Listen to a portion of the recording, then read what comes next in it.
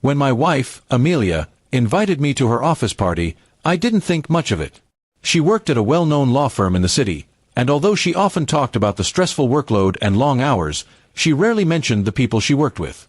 I agreed to come because she wanted me there, and I wanted to support her.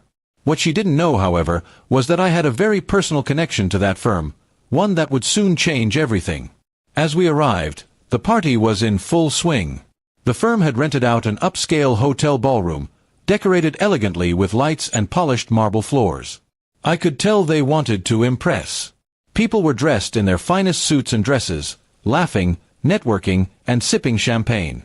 Amelia looked stunning, though I noticed how nervous she was as she introduced me to a few of her colleagues. Soon, she brought me over to meet her boss, a tall, arrogant-looking man named Martin Cole. He was the managing partner of the firm, or at least, that's what everyone thought. He shook my hand with a half-hearted grip and gave me a fake smile that didn't reach his eyes.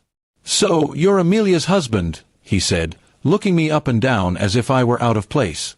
"Yes," I replied calmly. "Nice to meet you, Mr. Cole." He smirked. "And what do you do, Mr. Smith?" "I'm guessing something simple." His tone carried a hint of mockery, and a few people around us chuckled politely. Amelia looked uncomfortable, but she didn't speak up. I could feel the heat rise in my chest, but I forced a smile. "I'm in business," I said vaguely. "I manage a few companies here and there." "Oh, really?" he said, raising an eyebrow.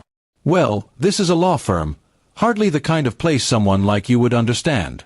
We deal with real clients, big names, and actual strategy." His words were sharp, and the laughter around us grew. Amelia tried to change the subject, but he waved her off, clearly enjoying the attention. I wanted to put him in his place right there, but I waited. It wasn't time yet. Instead, I played along, asking questions, pretending to be impressed by his self-praise. He boasted about how he practically ran the company, and how the mysterious investor who owned the firm never even showed up. I could barely hold back a laugh. That mysterious investor was me. 3 years earlier, I had quietly bought the law firm through a holding company after spotting its potential. I'd left the management untouched because I wanted to see how well the team could perform independently. I had trusted the partners to keep it running professionally. Apparently, Martin had let that power go straight to his head. Later that evening, Martin decided to make a show of me. He stood near the stage, microphone in hand, calling for everyone's attention. "Ladies and gentlemen," he said, smirking toward me, "we have among us tonight a guest of honor, Amelia's husband. He says he runs a few businesses. Let's hope one day he can afford one of our services." Laughter filled the room. Amelia's face turned pale with embarrassment. I stayed silent for a moment, then calmly walked toward him. "That's quite a speech, Mr. Cole," I said.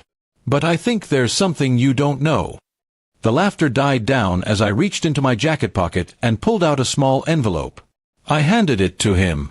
Inside is a letter from the firm's actual owner, me. His face went blank. He opened the letter, scanned it, and froze. The firm's legal seal and my signature were clearly visible. A stunned silence fell over the entire ballroom. You're the owner," he stammered. "Yes," I said evenly.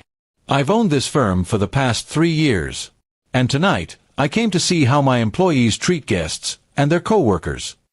The color drained from his face. Amelia's eyes widened in disbelief as everyone began whispering. "I think we've seen enough of your leadership," I continued. "Starting tomorrow, your position as managing partner is terminated. HR will handle your exit." He tried to speak, but the words wouldn't come out. He simply lowered his head and walked off the stage, humiliated. The room remained quiet for a few seconds until a round of nervous applause broke out. Amelia stood frozen, not knowing what to say. I turned to her and smiled softly. "I didn't want to embarrass anyone," I said quietly, "but respect goes both ways. No one should insult another person without knowing who they truly are."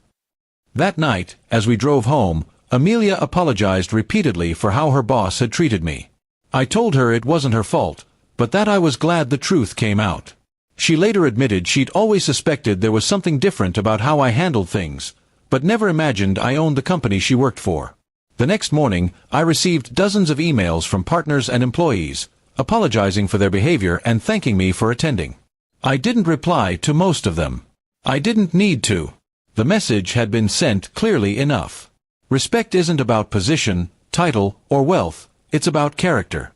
And as for Martin Cole, he learned that night that arrogance can blind even the smartest man to the truth standing right in front of him.